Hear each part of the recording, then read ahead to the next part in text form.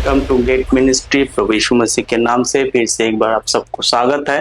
परमेश्वर ने फिर से एक बार मौका दिया प्रभु की वचन आपके सम्मुख लाए। प्रभु यीशु मसीह में एक प्रिय संत लोग, मेरा उम्मीद है आप सब लोग अच्छे हैं। प्रभु महान दयालु है। आइए प्रार्थना के साथ ही सभा को शुरू करते हैं। प्रभु जी धन्यवाद करते हैं, तारीफ करते हैं, सारे आदर महिमा आपको देते, शुरुआत से लेकर आखिर तक प्रभु आप हमें अगुवाई कर। प्रभु यीशु के नाम से आमीन आमीन। मेरा विश्वास और उम्मीद है परमेश्वर आपको मदद कर रहा है वचनों को समझने के लिए, और इसी उम्मीद के साथ हम आगे बढ़ते हैं और इसी उम्मीद के साथ हम चाहते हैं जो भी वचन आप सीख रहे हैं, सुन रहे हैं, हम चाहते हैं कि ये वचन को आप लोगों तक पहुंचाए ताकि लोग जो सच्चाई को जाने। इस छोटे से काम करके आप परमेश्वर के लिए काम कर रहे हैं, परमेश्वर आपको आशीष देगा। जो भी आपका सवाल है आप पूछ सकते हैं, लिख सकते हैं, आपके लिए मौका है जानने और सीखने के लिए। आइए एक गीत गा के परमेश्वर के नाम की महिमा करें। तेरे भवन में आया हूँ, भेंट और अर्पण लाया हूँ, जो भी है तूने किया करता हूँ तेरा शुक्रिया। जो भी है तूने किया करता हूँ तेरा शुक्रिया। मेरे यीशु, यीशु, यीशुआ, तू पवित्र है प्रभु, तू है महान। तेरी पावन दया से बसा है जहां। तेरे भवन में आया हूँ, भेंट और अर्पण लाया हूँ, जो भी है तूने किया करता हूँ तेरा शुक्रिया। Thank you Jesus. आइए हम वचनों को सीखेंगे, परमेश्वर की वचन में जाएंगे। हम लिखेंगे प्रेरितों के काम, उसकी 10 अध्याय को देखेंगे। प्रेरितों के काम जैसे कि हम जानते बुक ऑफ ट्रांजिशन, मतलब हमेशा कुछ ना कुछ बदलते रहता है। ये बदलाव की पुस्तक के नाम से जाना जाता है। तो प्रेरितों के काम को हम देखेंगे, और प्रेरितों के काम फुल्ली जो है बदलाव की पुस्तक है, और उसको हम जानेंगे और देखेंगे और परमेश्वर के नाम की महिमा करेंगे प्रियो। और हम सोचेंगे, देखेंगे इसमें परमेश्वर क्या बात करते हैं प्रियो। तो इसको समझने की हम शुरू करेंगे। तो इसके लिए हम क्या करेंगे, हम प्रेरितों के काम 10 अध्याय 1 से पढ़ेंगे। 10 अध्याय 1 से पढ़ेंगे। कैसरिया में कुरनेलियस नाम का एक मनुष्य था, जो इटालियन नामक पलटन का सूबेदार था। हाँ, तो कौन थे? इटालियन नामक एक सूबेदार था। हाँ, कैसरिया कॉर्नेलियस, ठीक है ना। तो हम इसको समझने की कोशिश करेंगे। वो भक्त था और अपने सारे घराने समेत परमेश्वर से डरता था। वो भक्त था और अपने सारे घराना समेत किससे डरता था? परमेश्वर से डरता था। सूबेदार का मतलब क्या होता है? हा? जो एक अधिकारी थे, सूबेदार थे, और वो परमेश्वर से डरता था। कैसे? अपने घराने समेत, जिसके बारे में हम इंग्लिश में भी पढ़ेंगे और उसको देखेंगे, उसके सोचेंगे यहाँ क्या लिखा है। प्रेरितों के काम 10 अध्याय उसकी 1 आयत। There was a certain man in Caesarea called Cornelius, a centurion of the band called the Italian band. तो सेंचुरियन मतलब क्या होता है? सेंचुरियन मतलब the person who is having a 100 soldier under him, मतलब जिसके अधीन में, सूबेदार के अधीन में 100 लोग होता है। ये कोई मामूली आदमी नहीं थे, इज ए पावरफुल मैन, ठीक है ना। पर वो क्या था, वो भक्त था और अपने सारे घराने समेत परमेश्वर से डरता था और यहूदी लोगों को बहुत दान देता था। हाँ, यहूदी लोगों को क्या देता था, बहुत दान। दूसरी अध्याय पढ़ेंगे, and they devout man and one that fear God with all his house, which gave much alms to the people and pray to God always। alms का मतलब दान देना या भीख देना, जैसे आप कह सकते। परंतु वो कौन थे, रोमन सोल्जर थे, इस द कैप्टन थे, रोमन थे, पर वो गैर यहूदी थे, ठीक है ना। पर वो यहूदियों को बहुत दान देते थे, परमेश्वर के पूरा घराने समेत वो दान करते थे। उस दिन तीसरे पहर के निकट दर्शन में स्पष्ट रूप से देखा कि पतरस ने एक स्वर्गदूत उसके पास भीतर आकर कहता है, क्या कह रहा है, उसने उस दिन तीसरे पहर के निकट दर्शन में स्पष्ट रूप से देखा, परमेश्वर का एक स्वर्गदूत उसके पास भीतर आकर कहते हैं, कर्नेलियस। उसने उसे ध्यान से देखा और डर कर कहा, हे प्रभु क्या है। उसने उससे कहा, तेरी प्रार्थना और तेरे दान स्मरण के लिए परमेश्वर के सामने पहुंचे थे और वो सब याफा में मनुष्य को भेजकर सामन को, जो पतरस कहलाता था, बुलाता है। और सामन चामड़े के धंधा करने वाले जहां अतिथि है उसके घर में समुद्र के किनारे में रहते थे। ये बड़े इंटरेस्टिंग है। पतरस कहाँ रहते थे, चमड़े के धंधा करने वाले उसके वहां रहते थे। अब क्या, आपको क्या लगता है, वहां खूब खुशबू आ रहा होगा, पूरे सेंट से भरा होगा, मजा आ रहा होगा पतरस को वहां रहने में। देखो क्या कहते हैं, he lodges with one Simon a tanner whose house is by the seaside, he shall tell thee that thou oughtest to do, and when the, तो ये कहाँ रहते थे, 10 का 5 भी पढ़ेंगे। Now send a man to Joppa and call the one Simon, whose surname is Peter. He lodged with one of Simon a tanner, who house be seaside. He shall tell thee with a out just to do। तो प्रियो वो कहाँ रहते थे, चमड़े के धंधा करने वाले उसके घर में वो रहता था। कौन, पतरस रहता था। ये सब चल रहा है, सपने में चल रहा है। जब वो स्वर्गदूत जिसने उससे बात की थी चला गया, तो उसने 2 सेवक और जो उसके पास उपस्थित रहा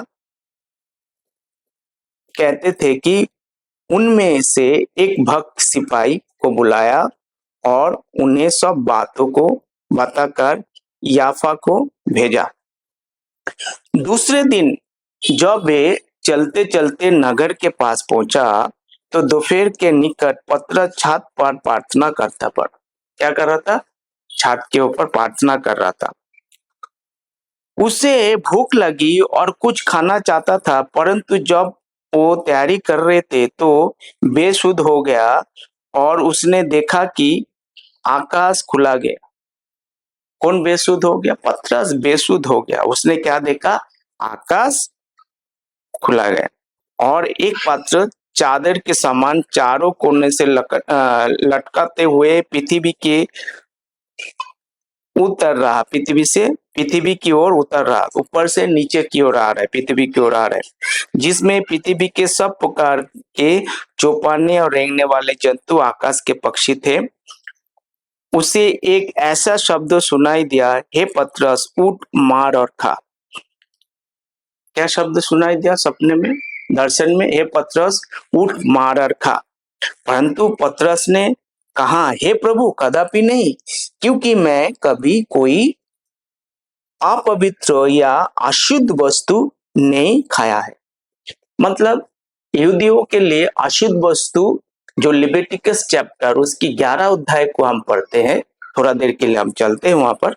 देखो वहां क्या लिखा हुआ है, अशुद्ध वस्तु है। यहूदी लोग ये सब चीज नहीं खाते क्योंकि परमेश्वर ने उसको क्या किया है कि ना किया है। ले व्यवस्था की पुस्तक उसकी 11 अध्याय, तो यहाँ पर क्या कहते हैं 11 अध्याय पे जब हम 3-4 से पढ़ेंगे, यहाँ पर क्लियर लिखा हुआ है कि परंतु फिर यहोवा ने मूसा और हारून से कहा, इस्राएल से कहा, जितने पशु पक्षी पृथ्वी पर उनमें से सभी में से तुम इन जीवधारियों का मांस खा सकते हो, परंतु मैं जिसने चिरे या फटे खुर के होते पागुर करते उन्हें खा सकते हो, परंतु पागुर करने वाले या फटे खुर में से उन पशुओं को ना खाना, अर्थात ऊंट जो पागुर तो करता है परंतु चिरे खुर का नहीं होता है, इसलिए वो तुम्हारे लिए अशुद्ध कहलाते। और ऐसे सापान है, और आगे जब पढ़ोगे ये अशुद्ध है। ये सारे बहुत सारे जब ले व्यवस्था की पुस्तक 11 अध्याय पे आगे आगे आप पढ़ोगे, आप देखिए वहां पर परमेश्वर ने बोला ये अशुद्ध वस्तु तुम नहीं खाना। परंतु पतरस ने क्या बोला, फिर से हम चल प्रेरितों के काम 10 अध्याय। प्रेरितों के काम क्या है, बुक ऑफ ट्रांजिशन। यहाँ पर बहुत सारे बदलाव है, चेंजेस है, बदलते रहता है चीजें। परंतु पतरस ने कहा, नहीं प्रभु, कदापि नहीं, क्योंकि मैंने कभी कोई अपवित्र या अशुद्ध वस्तु नहीं खाया। परमेश्वर को कौन बोल रहा है, पतरस बोल रहा है नहीं खाए, क्योंकि यहूदियों के लिए अशुद्ध वस्तु खाना क्या है, अपराध है, वो खा नहीं सकते। फिर दूसरी बार उसे शब्द सुनाई दिया, जो कुछ परमेश्वर ने शुद्ध किया है उसे तू अशुद्ध मत खा। 3 बार ऐसे हुआ, तब परंतु पात्र आकाश उठा लिया गया। तो ऐसे 3 बार हुआ, जो परमेश्वर ने शुद्ध किया तो उसको क्या ना कर, अशुद्ध मत कर। कि हमने देखा, अब परमेश्वर ने पहले बोला तो मत खाओ, अब चीजें आया है, पतरस को देख रहे हैं मैंने कभी खाया नहीं है, परमेश्वर ने अभी क्या किया है, बदलाव किया है। उस बदलाव के साथ पतरस को जाना नहीं, क्योंकि उसके माइंड में फीड है, वो बचपन से उसको पालन करते आ रहा है, अशुद्ध वस्तु नहीं खाना। अब परमेश्वर ने सपना देकर कह रहा है उसको मत खाना, उसको खाओ, अशुद्ध मत बोलो, मैंने शुद्ध किया है। पहले परमेश्वर ने अशुद्ध बोला, अब परमेश्वर ने क्या किया है, शुद्ध किया है। परंतु पतरस का उत्तर क्या था, पतरस का उत्तर है ये अशुद्ध है, मैं नहीं खा सकता। तो परमेश्वर उसको कुछ कम्युनिकेशन कर रहे हैं, उसको समझाना चाहते हैं कि तुम ऐसा करो, उसको तुम खाओ, ये अशुद्ध नहीं, शुद्ध है। पर पतरस कहते हैं नहीं नहीं नहीं नहीं, मैं नहीं खा सकते, अशुद्ध है, क्योंकि उनको ही सिखाया गया था, उनके कानून में ही है, 613 कानून है, इनमें से कुछ चीजों को खा नहीं सकते, परमेश्वर ने ना किया, जो अभी अभी हमने पढ़े। और कानून को तोड़ता है तो उसके लिए क्या है, बहुत बड़ा सजा मिलता है, मृत्युदंड तक मिल सकता है उसको, इसीलिए समाज से भी दूर हो सकता है। इसीलिए वो क्या नहीं कर, क्योंकि कौन कानून दिया था, परमेश्वर ने दिया था प्रिय। और वही परमेश्वर अभी चीजों को क्या कर, शुद्ध किया। तो मैंने क्या बोला, प्रेरितों के काम बुक ऑफ ट्रांजिशन है, पहले अध्याय से लेके 28 अध्याय तक के बीच में आप बहुत सारे बदलाव देखेंगे। आप इस बुक लेकर आप क्या नहीं कर सकते, कोई भी डॉक्ट्रिन बना नहीं सकते। ये एक तरह की जो हिस्ट्रिकल बुक है, इतिहास की पुस्तक है। The things they have done, it is recorded in this book. So that my question is, I am trying to explain you that many things happen in this book. इस किताब के अंदर बहुत सारी चीजें हुआ है। If you try to make a doctrine out of that, then it is be very difficult for you to understand the Bible. Bible को बहुत आसान तरीके से समझना है।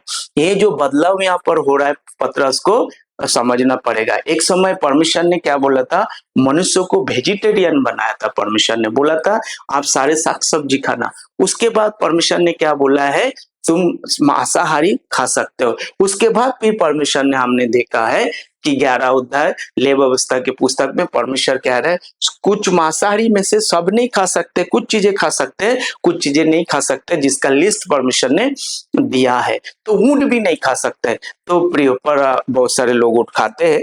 एनीहाउ, तो परमेश्वर ने बोला मत खाना, तो ये यहूदियों के लिए इंस्ट्रक्शन है कि तुमको इसको खाना नहीं है। परंतु वो तब यहाँ पर पतरस के उसी दिमाग पे चल रहा है, पुराना नियम चल रहा है, मत्ती मार्कुस लूका योना जो सोचता है ये नया नियम है एक्चुअली प्रियो बुरा नहीं मानना, ये पुराना नियम का हिस्सा है। परमेश्वर अब यहूदियों से डील कर रहा है, परमेश्वर उनसे बात कर रहा है, परमेश्वर उसको समझाने की कोशिश कर रहा है, परमेश्वर कुछ चीजों को बदलाव किया है, उसको प्रेजेंट करना चाहता है, उसके अंदर बदलाव को लाना चाहता है, क्योंकि परमेश्वर ने आठ पौलुस को चुना है और परमेश्वर कुछ बदलाव किया है, उस बदलाव को, उस प्रेजेंटेशन को, वो बदलाव को जो है लाना चाहता है। पर बहुत सारे लोगों को समझ में नहीं आ रहा है, क्योंकि बहुत सारे अज्ञानता में पड़ा है, इग्नोरेंट ब्रदर है, हर चीजों को इग्नोर करते हैं, उसको सुनना नहीं है सच्चाई को, उसको मानना नहीं है सच्चाई को, सच्चाई के साथ चलना नहीं है, वो मनमानी करते हैं। वो क्या करते हैं, दार्शनिक बातों पे जाते हैं, उस बातों को फिर उस बातों को वो ध्यान देना चाहते हैं जो परमेश्वर के वचन में नहीं है, वो और चीजों पे ध्यान देना चाहते हैं।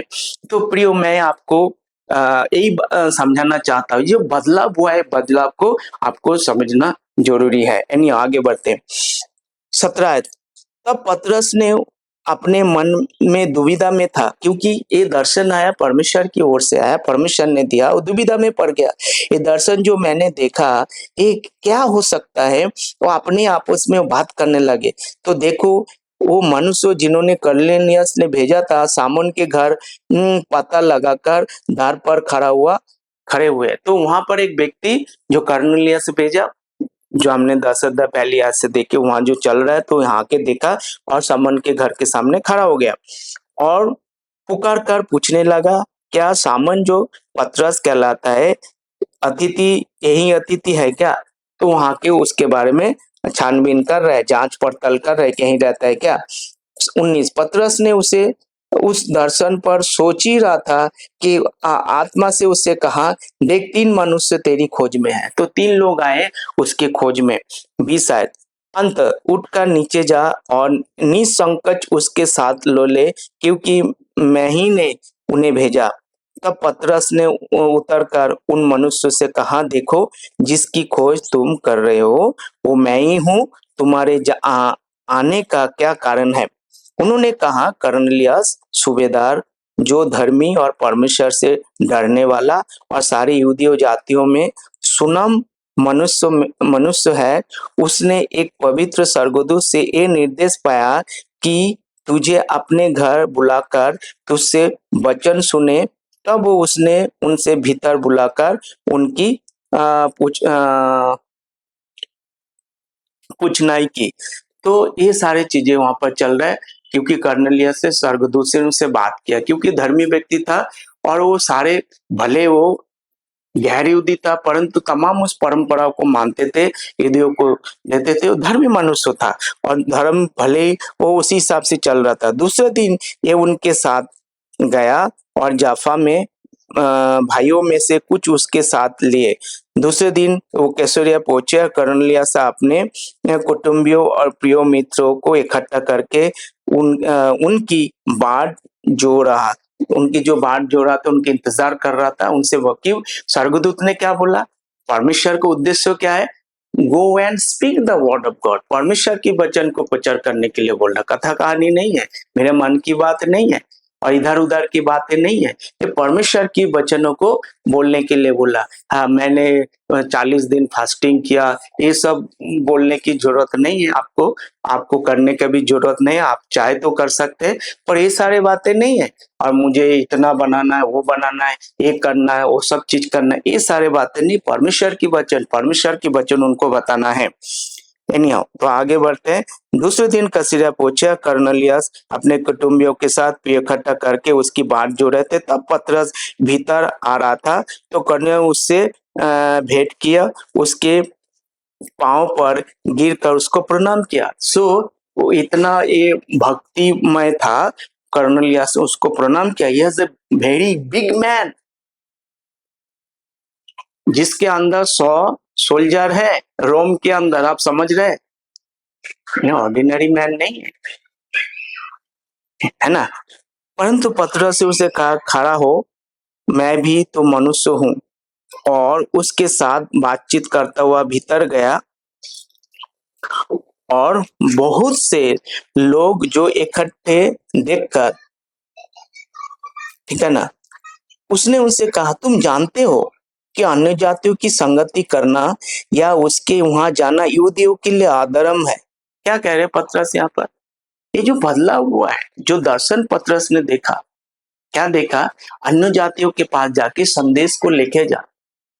आप जो बोलता है ना मत्ती सुसमाचार 28 अध्याय, जब आप पढ़ते हो, आप बोलते हो ना, है महान आदेश, ये महान आदेश प्रियो अन्य जातियों के लिए नहीं है। अगर महान आदेश अन्य जातियों के लिए, ये 10 अध्याय हो चुका है, 9 अध्याय हो चुका है, 8 अध्याय हो चुका है, 7 अध्याय हो चुका है, 6 अध्याय हो चुका है, 5 अध्याय हो चुका है, 4 अध्याय हो चुका है, 3 अध्याय हो चुका है, 2 अध्याय हो चुका है, 1 अध्याय हो चुका है प्रेरितों के काम में।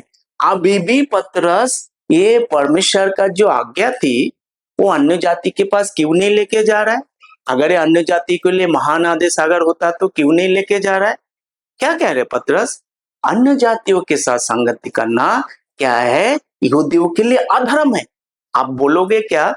ये परमेश्वर ने जो महान आदेश पूरे दुनिया में बताने के लिए बोला है, एक्चुअली जो इज़राइल पूरे दुनिया में फैले उनके बीच में है, उनको बताने के लिए बोला है, उनके साथ कम्युनिकेशन करने के लिए बोला है। जो परमेश्वर ने आज्ञाएं दी है उनको सिखाने के क्या है? Go and command and teach. जब किंग जेम्स वर्जन पढ़ते हो, टीच, जो मैंने तुम्हें सिखाया। किसको सिखाया? 12 चेलों को सिखाया है।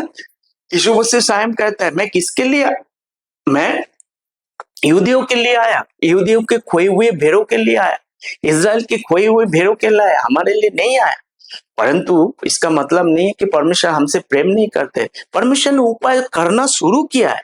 It is the process, their program, and God has prepared to bring back all Israel to the Jerusalem.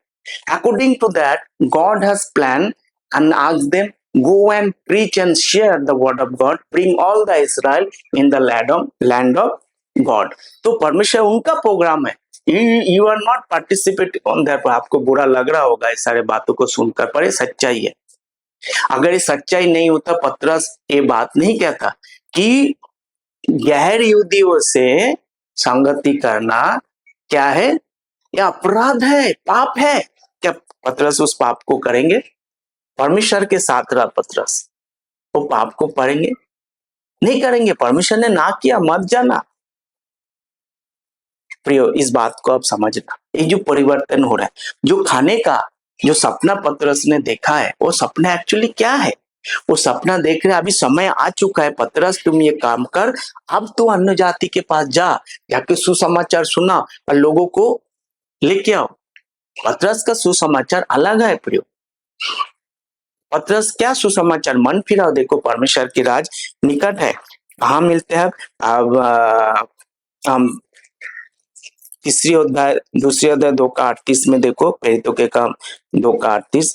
पतरस ने कहा, मन फिराओ और तुम में से हर एक अपने अपने पापों की क्षमा के लिए यीशु मसीह के नाम से बपतिस्मा लो, तो तुम पवित्र आत्मा का दान पाओगे।